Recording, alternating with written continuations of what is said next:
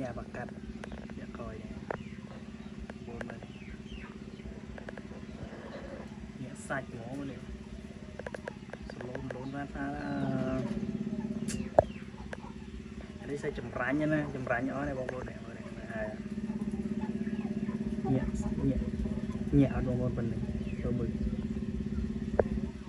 cái này không lộ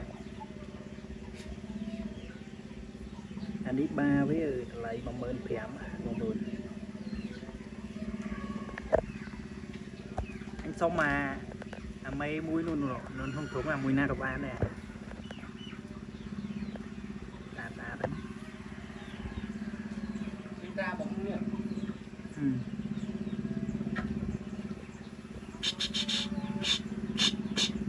mà rồi